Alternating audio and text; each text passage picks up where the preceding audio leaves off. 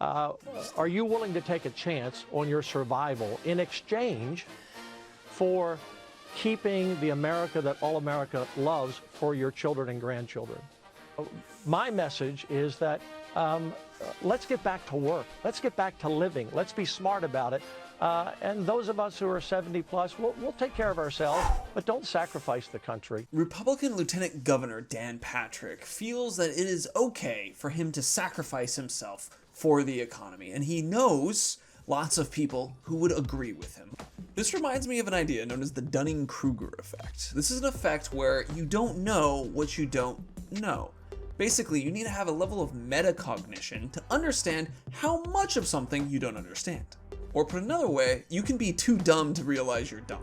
It's like in this game Bleeding Edge. This is a 4v4 multiplayer brawler where you kind of have almost an Overwatch hero shooter mindset. Now in this game, it has a single button attack, where if you press it a bunch, you'll get a general triple 3-hit combo. This is very simple, and I've heard other players talk about the simplicity of this and how that might be a problem for the longevity of the game.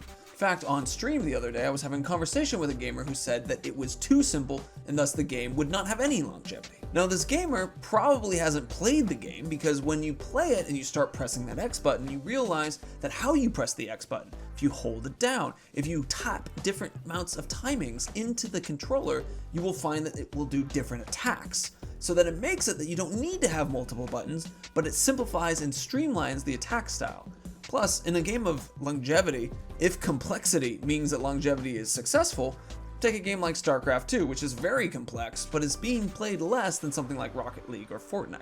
There's just so much more to the story here that I believe that the gamer just didn't really quite grasp what they didn't know about longevity and importance in online multiplayer games. So the Dunning-Kruger effect has a graph, and you can see competency on the x-axis and confidence on the y. Now, as we have a little bit of competence, we can see that there is a massive amount of confidence in an individual. And then as you learn a little bit more, you realize, I don't know a lot about this. There is so much to understand. And that lowers the confidence that you have in your body of knowledge, which is good. That's exactly what you should be realizing. There was a research project where they had people test in logic, humor, and grammar. And people would then also guess how well they were doing and how well they were doing compared to other people who took the test. Now, they had a group of people who scored in the 12th percentile. What this means is if you're in the 100th percentile, you are at the top of the top. So 50 would be average, 12th is very below average. These people rated themselves in 62nd percentile. They considered themselves to be better than average. They were just barely passing the bottom line. Now what's really interesting about this too is as you move into the expert level, you actually begin to make a different type of cognitive bias. It's not that you think everyone else is worse than you. Actually, it's the opposite. You get more confident in your skills and you get more confident in everyone else's. This is super fascinating, as if you had someone who had very low competence discuss and someone with very high competence discuss, together they will both make the same assumption that the low competence person actually knows more. Now, one of the things related to this that is important to remember is even if you are a high competence person, it is totally possible to have the Dunning-Kruger effect happen to you. Because it's all about this idea that you think you know more than you do. If you're really brilliant, it's actually been seen that brilliant people will then think they're brilliant in everything, and thus they're more likely to make small stupid mistakes that someone who has an understanding of their fallibility will avoid.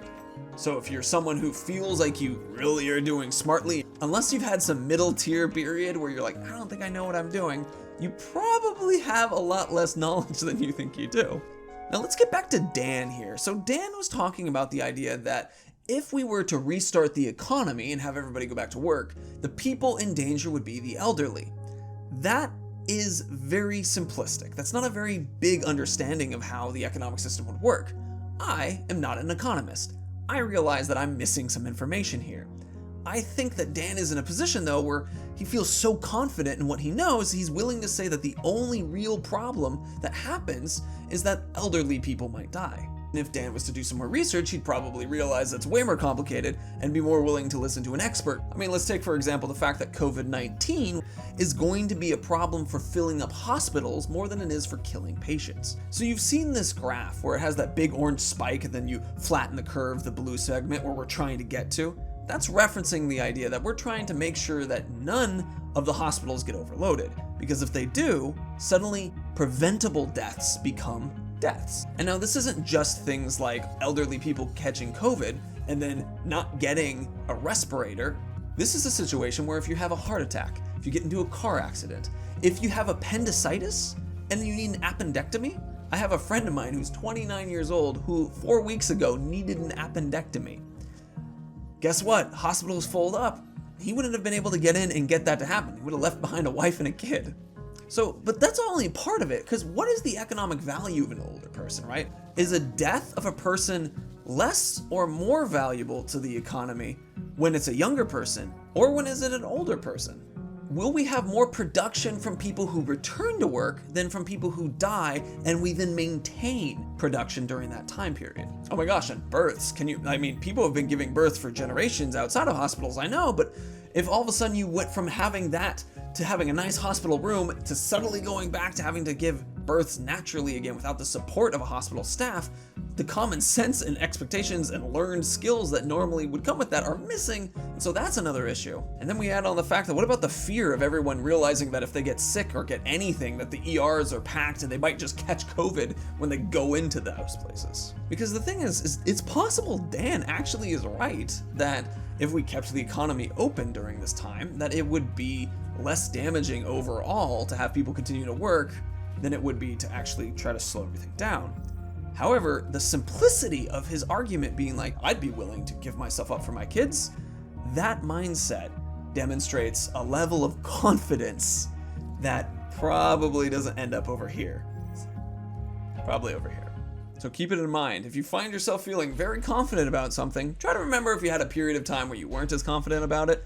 Oh, and if you're an expert and you do feel like you're in this spot, do your best to remember that the people who you're talking to around you might just not know as much as you do. So try to do your best to explain it to them as if they're beginners, they're new.